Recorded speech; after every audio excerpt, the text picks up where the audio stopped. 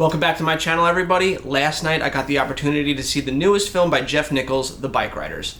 For those of you that don't know Jeff Nichols, he's done movies with Michael Shannon like Midnight Special. He's also done Mud with Nicolas Cage. He's done a handful of movies, however, he's never tackled a gritty, realistic, true story film before, so I was very curious in seeing what he was going to do with this film. This movie follows the true story, rise and fall of a biker club named the Vandals, led by Tom Hardy's character. Initially starting as just a club amongst a small group of friends that wanted to race their bikes in dirt fields and have picnics with their wives and friends, the club would soon grow in not just power over the community, but in the sheer amount of numbers of people that wanting to join the club from across the country. The leader of the club, like I said, is played by Tom Hardy, who starts this movie just a really likable guy who's, a little bit of a tough guy, but he really just wants to create this club for his friends who are a bunch of misfits and outcasts as a place that they're welcomed. He just wants to take care of the people he cares about. But as the film goes on and the club outgrows his control, he goes down a very dark and violent path to try and maintain order and balance within the club and all of the new people that they bring in.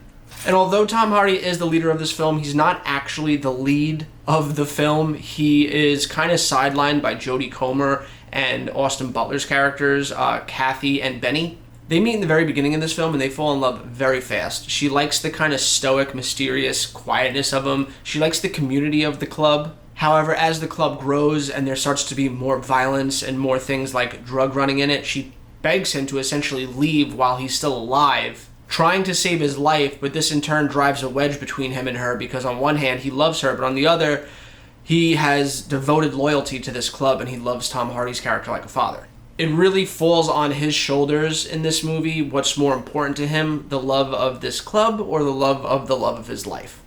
Overall, I really did enjoy this movie, but it's not without its flaws.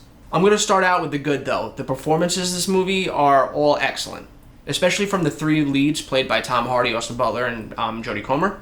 None of them give a standout performance that I think is going to deliver any Oscars or anything like that, but they're still great nonetheless. The one standout amongst the three, if I had to pick one, is probably Jodie Comer's character, because amongst all of them, she's the one that gives a performance that's nothing like I've ever seen her do before. Whereas in someone like Tom Hardy, we've seen him do these funny, over-the-top, different than who he is characters with a funny accent. We've seen it in Legend, we've seen it in Bronson, we've seen it in Bane, we've seen it in Capone.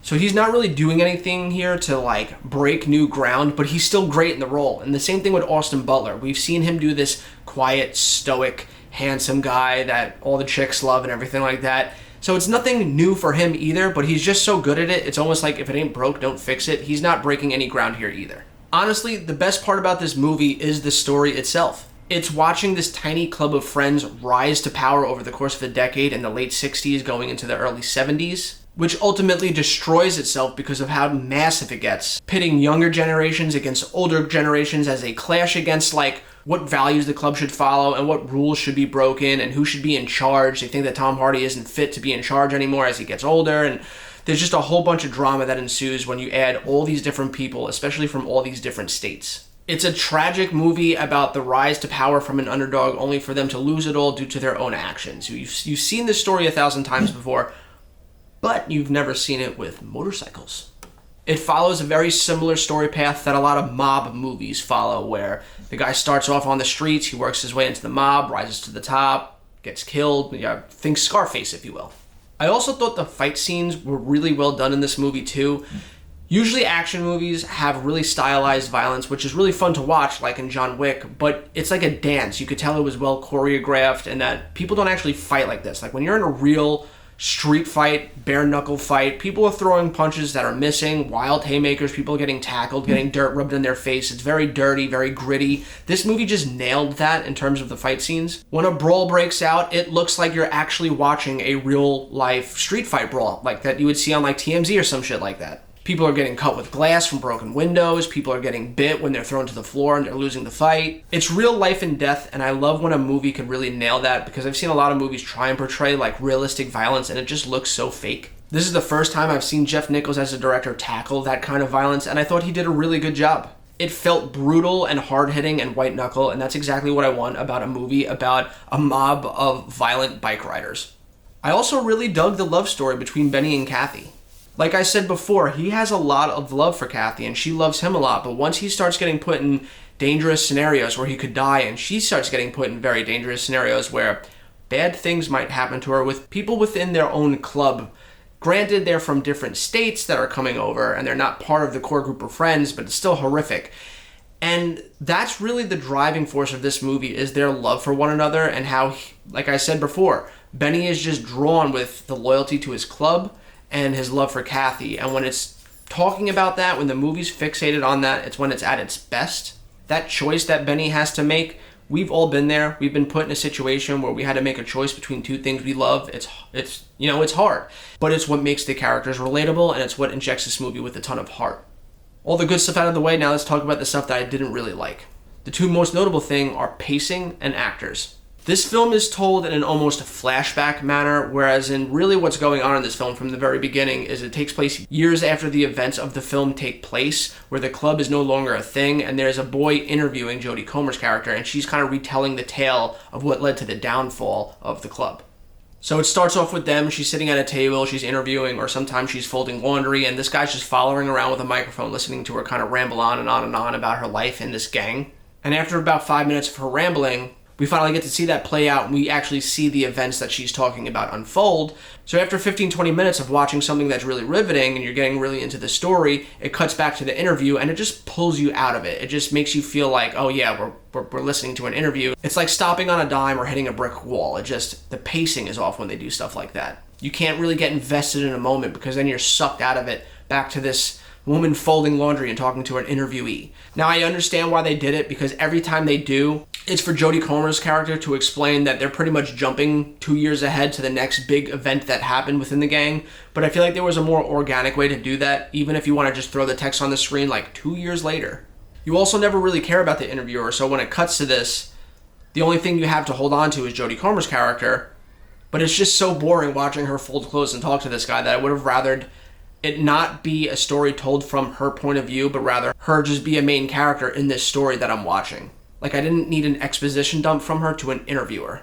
The problem I have with the actors isn't so much that the performances were bad, but there's just way too many A-list actors in this film and not enough time to do anything with them. I mean, yes, you have Tom Hardy's character, Austin Butler's character, Jodie Comer's character, and they all get a good amount of screen time, but then you also got Michael Shannon, Boyd Holbrook, Norman Reedus, who barely get anything to do. They do get to participate in some of the fights that break out in the brawls, and they do have some one-liners here or there that's kind of funny, especially from Norman Reedus' character talking about Santa. But other than that, like I said, they're not given much to do in terms of character development, so I feel like they could have been no-name actors and I would have got the same out of it. It would have been the same movie. It wouldn't have changed anything.